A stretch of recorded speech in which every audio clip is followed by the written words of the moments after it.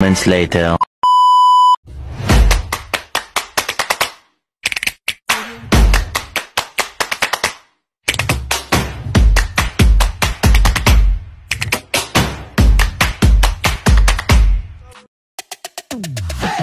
잘 지냈어요 모두 보고 싶었어 이도 고잉은 언제나 너에게 고잉 고잉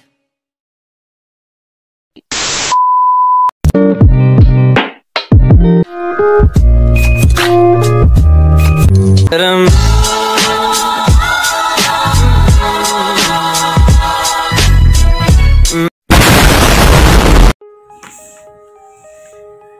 sih yang dimaksud dengan basis data itu? Apa fungsi basis data bagi seorang akuntan? Basis data atau database ini adalah koleksi data yang sistematis yang disimpan secara elektronik. Pada sistem basis data ini terdapat beberapa komponen utama, yaitu ada perangkat keras atau yang biasa dinamakan hardware, sistem operasi, sistem aplikasi, pengolahan data aplikasi yang bersifat opsional. Sistem data yang biasa digunakan oleh seorang akuntan biasanya menggunakan beberapa jenis seperti basis data vendor, basis data inventaris, dan basis data keuangan ataupun yang lainnya.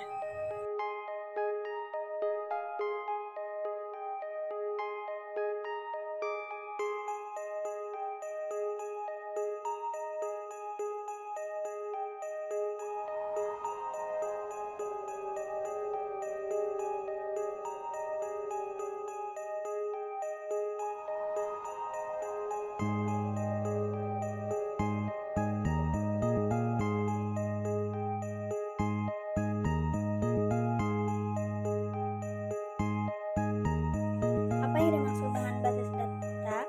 Nah, ada beberapa jenis basis data seperti basis data pelanggan, basis data vendor, basis data inventaris, dan basis data keuangan. Pertama, basis data pelanggan adalah kumpulan data yang terorganisir tentang pelanggan dan secara individual yang terkini dapat diakses dan dapat dimanfaatkan untuk mencapai tujuan-tujuan pemasaran. Basis data pelanggan juga dapat diperoleh melalui berbagai cara yang efektif, seperti penjualan website, konten, marketing, dan lain-lain. Kemudian basis data vendor adalah kumpulan data yang terstruktur yang berisi informasi terkait vendor. Dan ada pula basis data investasi, yaitu data yang berkaitan adalah seperti pembelian, produksi, barter, sewa beli, perbaikan aset, untuk meningkatkan kapasitas produksi dan usai pakai, dan juga untuk pertumbuhan aset yang dibudidaya. Lanjut dengan basis data keuangan. Nah, basis data keuangan ini biasanya terdiri dari tabel umum seperti tabel jurnal umum, tabel neraca akuntansi, tabel tabarui, dan tabel arus kas. Sistem data akuntansi biasanya merupakan kombinasi dari basis data bintang atau salju dan basis data rasional yang menggabungkan yang terbaik dari kedua dunia.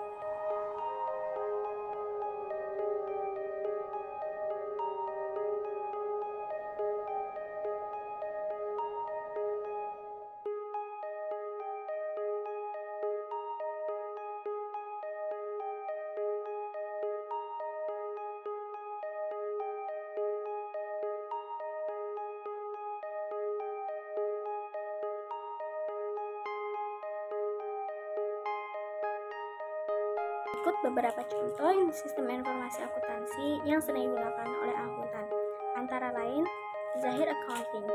Zahir Accounting merupakan software manajemen bisnis dan keuangan yang berbahasa Inggris, fleksibel, berfasilitas lengkap, dan berdaya guna tinggi yang dirancang agar cepat dengan kebutuhan perusahaan kecil, menengah, dan besar di Indonesia, bahkan mancanegara. Sistem informasi akuntansi Zahir Accounting ini berbasis cloud yang menyediakan fitur-fitur seperti pencatatan transaksi, pembuatan laporan keuangan, dan pengelolaan pajak yang digunakan untuk mengelola keuangan perusahaan.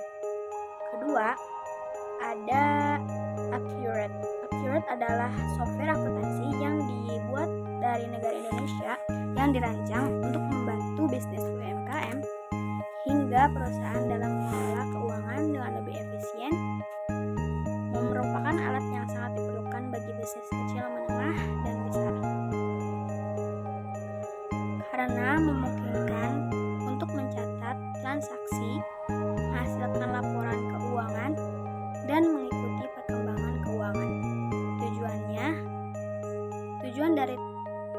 Tujuan utama dari software akuntansi Accurate ini adalah membantu perusahaan dalam mengelola dan memantau keuangan dengan akurasi, membantu bisnis menghindari kesalahan akuntansi, dan memastikan berada di jalur yang benar secara finansial. Accurate ini sistem informasi akuntansi berbasis desktop yang menyediakan fitur-fitur seperti pencatatan transaksi, pembuatan laporan keuangan, dan pengelolaan pajak. 3. Ada MYOB, atau Mind Your Own Business, merupakan aplikasi komputer akuntansi yang digunakan untuk mengatur dan mengolah data akuntansi. Dapat dikatakan MYOB ini adalah aplikasi akuntansi yang dapat digunakan oleh berbagai organisasi baik kecil maupun besar. Fungsi dari MYOB itu sendiri adalah sebagai alat untuk melakukan tugas-tugas yang berhubungan dengan akuntansi, mempersingkat waktu pengerjaan pembukuan, membuat penggunanya menjadi lebih paham tentang bisnis hanya dengan mengklik beberapa tombol yang tersedia. Bisa membantu penggunanya dalam proses penjual beli, tracking, piutang dagang, pajak, question, dan invoice. Juga lebih mudah untuk menangani produk yang dijual.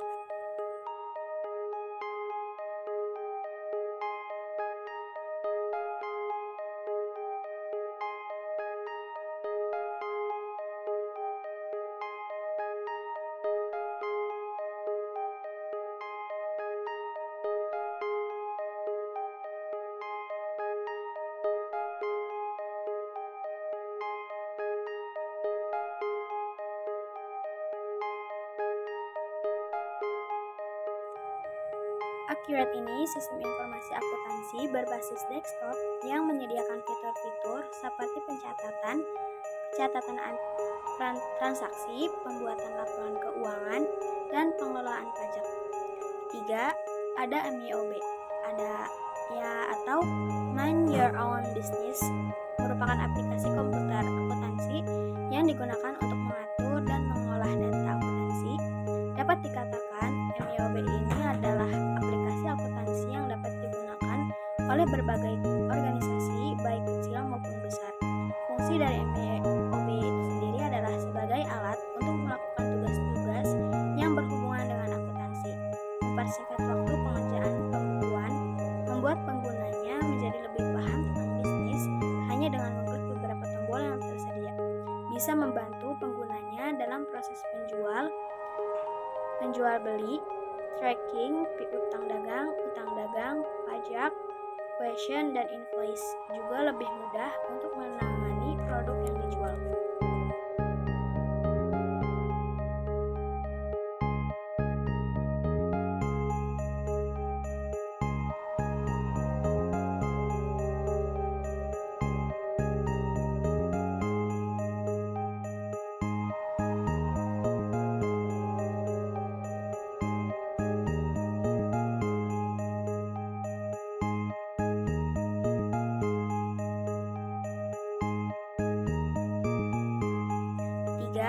Ada MYOB, atau Mind Your Own Business, merupakan aplikasi komputer akuntansi yang digunakan untuk mengatur dan mengolah data akuntansi. Dapat dikatakan MYOB ini adalah aplikasi akuntansi yang dapat digunakan oleh berbagai organisasi baik kecil maupun besar. Fungsi dari MYOB itu sendiri adalah sebagai alat untuk melakukan tugas-tugas yang berhubungan dengan akuntansi, mempersingkat waktu pengerjaan pembukuan, membuat penggunanya menjadi lebih paham tentang bisnis hanya dengan mengklik beberapa tombol yang tersedia. Bisa membantu penggunanya dalam proses penjual beli, tracking, piutang dagang, pajak, question, dan invoice. Juga lebih mudah untuk menangani produk yang dijual.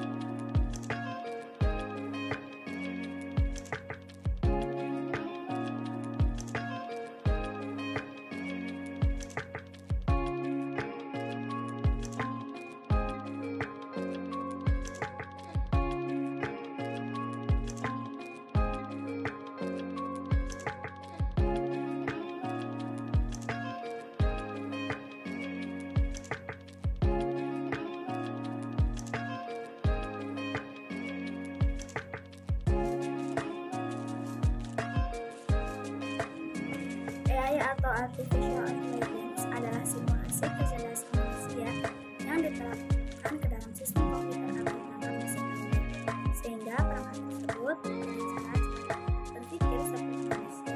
Tujuan yang diciptakannya untuk membuat teknologi yang mampu menarik aktivitas kognitif manusia, seperti cara belajar, melakukan penalaran, mengambil keputusan, dan mengoreksi diri perangkat yang menerapkan dalam dapat melakukan setidaknya satu di antaranya acting humanly, dan thinking rationally dan acting rationally. Berdasarkan jenis artificial intelligence berbagi menjadi 4. Kategori pertama, reactive function, adalah jenis artificial intelligence dengan kemampuan paling besar pada teknologi kecerdasan buatan. Ini mampu merespon tindakan tapi tidak bisa mempengaruhi atau belajar dari pengalaman selalu. Kedua, ada limit memory, jenis kecerdasan yang berbeda dengan reaction function. Limit memory mampu menyimpan memori dan memanfaatkan pengalaman sebagai keterbukaan untuk secara masif datang. Ketiga, ada theory of mind theory. Theory of mind adalah jenis artificial intelligence saat ini masih belum eksis. Theory of mind tidak hanya bisa meniru cara manusia berpikir, tapi juga memiliki kecerdasan sosial, emosional, sehingga jenis ini bisa berinteraksi dan memahami emosi dan perilaku manusia. Keempat, ada self-awareness. Self-awareness juga merupakan teknologi AI yang belum ada di masa sekarang. Tapi dibanding theory of mind dan self-awareness, ini jauh lebih canggih. Tak hanya kecerdasan emosionalnya yang mirip, theory of myself juga mempunyai tingkat kesadaran seperti manusia seutuhnya. Fungsi dan tujuan. Karakteristik AI adalah kemampuan dalam merasionalisasi dan mengambil tindakan yang memiliki peluang terbaik untuk mencapai tujuan tertentu. Tujuan kecerdasan buatan umumnya digunakan untuk pembelajaran, penalaran, dan lain sebagainya. Beragam industri pun lambat laun mulai mencoba menerapkan hal ini, terutama pada industri ekonomi, keuangan, hingga perawatan kesehatan. Artificial intelligence sendiri dibuat oleh manusia level algoritma pemrograman yang kompleks, di mana AI ini sangat berkembang bagi kita untuk memudahkan sesuatu dalam mencari hal-hal yang tidak kita ketahui.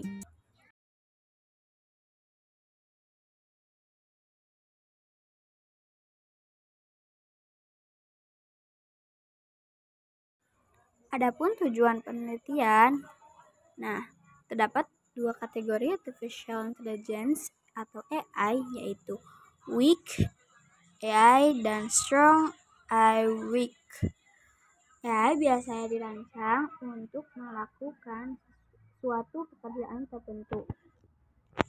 Biasanya sistem AI dengan kategori ini mencakup permainan, video, hingga virtual assistant layaknya Alexa pada Amazon dan Siri pada Apple. Sedangkan strong AI lebih kompleks. Strong AI akan menjalankan perintah atau tugas mirip mungkin dengan manusia. Sistem ini lebih rumit dan mereka diprogram untuk menangani situasi di mana mereka mungkin diminta untuk memecahkan masalah. Strong AI dapat ditemukan pada jenis aplikasi seperti mobile self driving atau ruang operasi rumah sakit. Selain dua kategori itu, kecerdasan buatan juga digolongkan menjadi 4 tipe, yaitu AI reaktif, memori terbatas, teori pikiran, dan kesadaran diri.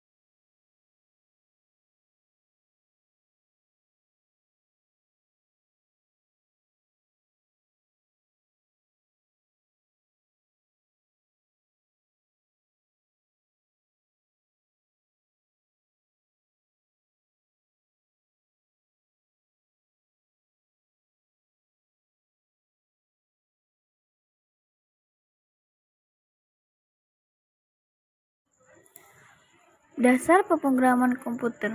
Pemrograman komputer adalah proses membuat program atau aplikasi yang digunakan oleh komputer atau perangkat lunak lainnya untuk melakukan tugas-tugas tertentu. Program dapat dilakukan dengan menggunakan berbagai bahasa pemrograman seperti Java, Python, C++, dan banyak lagi. Konsep dasar pemrograman komputer. Pertama, pemrograman komputer melibatkan menulis kode atau instruksi yang memberi tahu komputer apa yang harus dilakukan. Kode tersebut terdiri dari serangkaian instruksi yang dapat dijalankan oleh komputer. Pemrograman komputer melibatkan pemahaman konsep seperti variabel, pengulangan percabangan, fungsi, dan objek.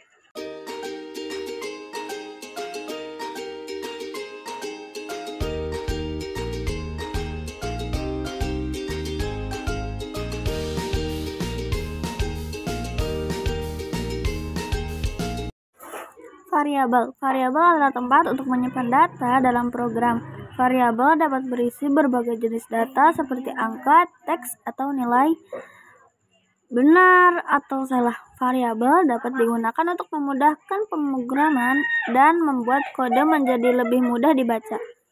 3. Ada pengulangan.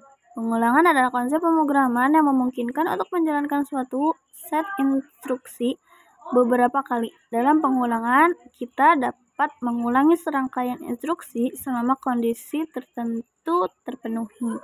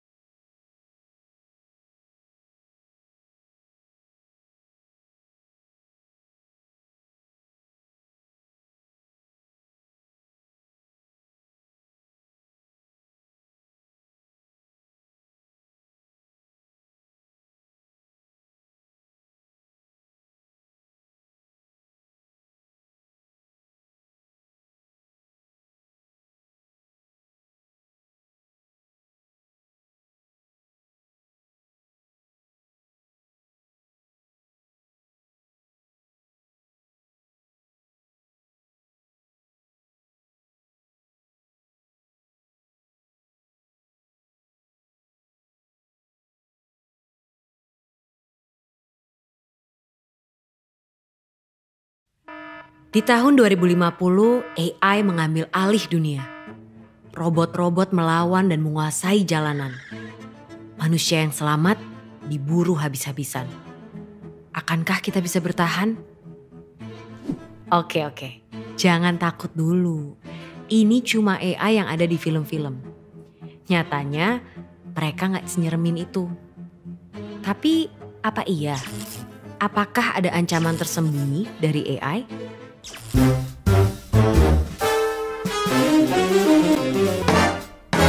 Sebelum ke situ, ayo kenalan sama mereka.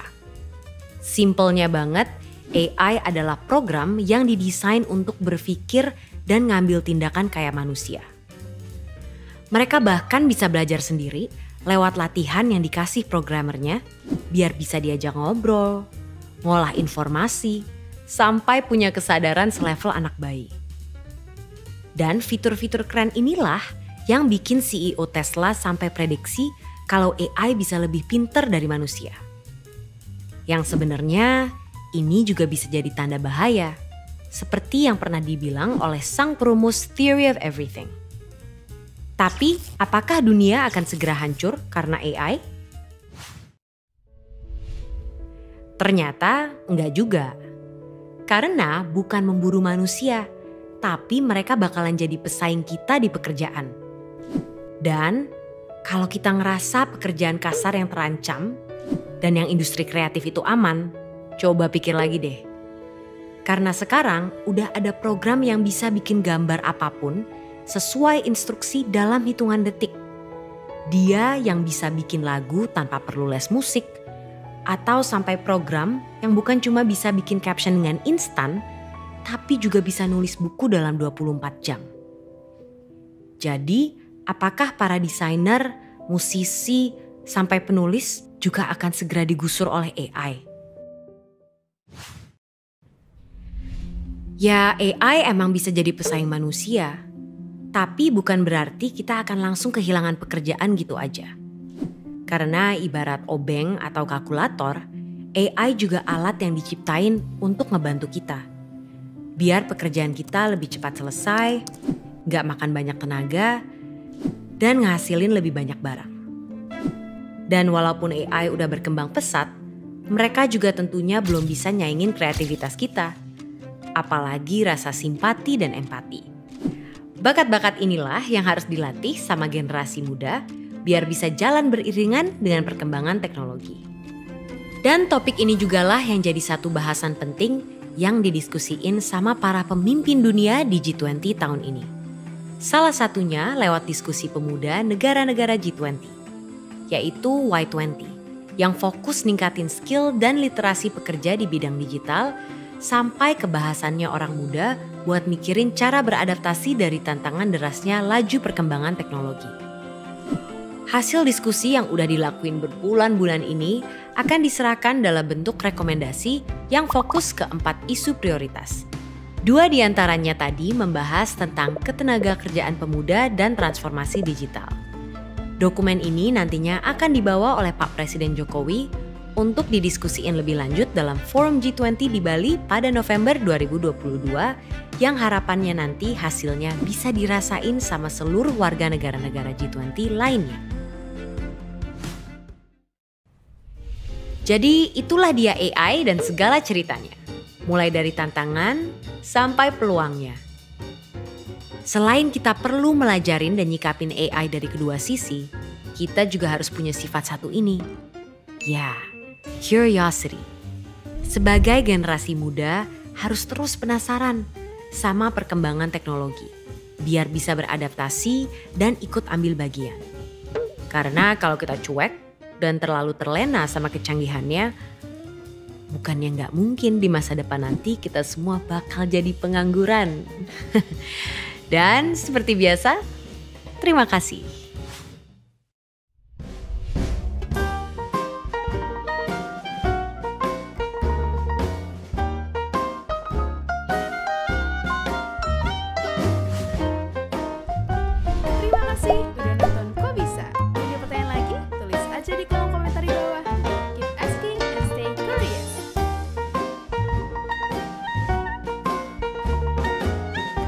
Apakah kecerdasan buatan berguna pada masa depan?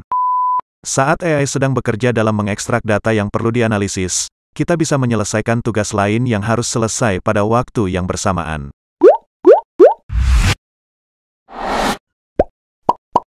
Halo semuanya, kembali lagi di channel Halo Edukasi. Teknologi merupakan aspek yang terus berkembang dalam kehidupan sehari-hari.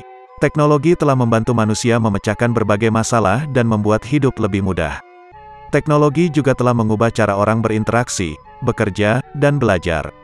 Salah satu teknologi yang sedang populer saat ini adalah kecerdasan buatan atau artificial intelligence. Dengan adanya kecerdasan buatan ini, membantu otomatisasi proses bisnis, kemudian dapat membantu dalam diagnosis medis, dan masih banyak lagi. Kecerdasan buatan yang kita bicarakan, tidak terbatas pada AI yang sering kita lihat di dalam robot. AI bisa kita temukan dalam bentuk software dan fitur-fitur lain yang ada di dalam perangkat elektronik. AI bisa berupa asisten virtual dalam HP, bisa berupa sistem keamanan atau sistem di dalam berbagai aplikasi. Kecerdasan buatan, artificial intelligence, adalah teknologi mutakhir yang mengubah cara kita berpikir tentang masa depan. AI memungkinkan mesin mengenali pola, membuat keputusan, dan belajar dari pengalaman. Apakah kecerdasan buatan berguna pada masa depan? Ya, kecerdasan buatan akan berguna pada masa depan. AI dapat digunakan untuk membantu orang melakukan tugas-tugas kompleks dan memecahkan masalah pengambilan keputusan. AI berkembang dan secara positif akan mempengaruhi kehidupan manusia pada masa depan.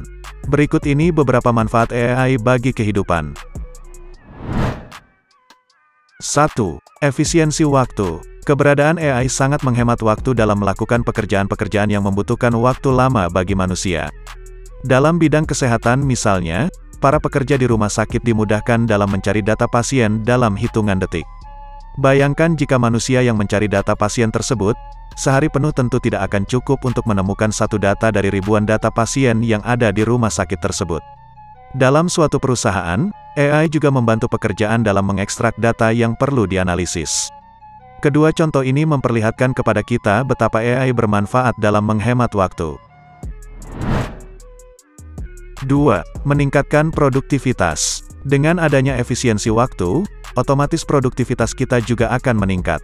Saat AI sedang bekerja dalam mengekstrak data yang perlu dianalisis, kita bisa menyelesaikan tugas lain yang harus selesai pada waktu yang bersamaan. Hasilnya, tugas yang diselesaikan akan lebih banyak dengan bantuan dari AI daripada hanya dilakukan oleh manusia.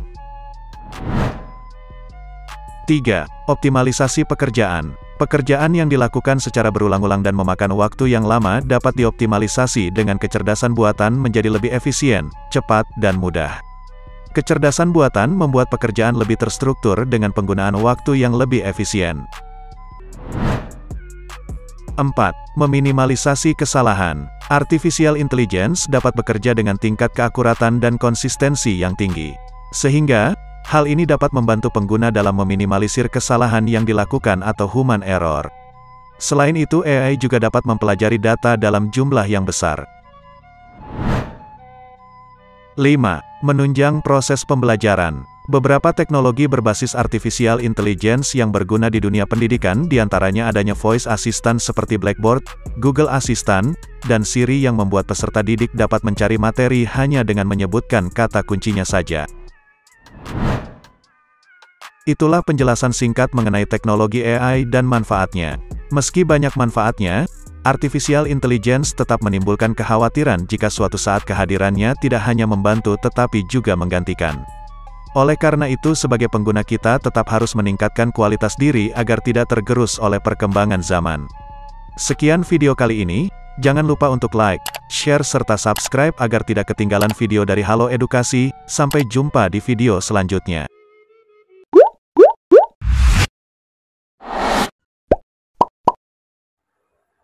Mungkin cukup sekian. Terima kasih yang dapat saya sampaikan. Kurang lebihnya, Assalamualaikum warahmatullahi wabarakatuh. Semoga bermanfaat.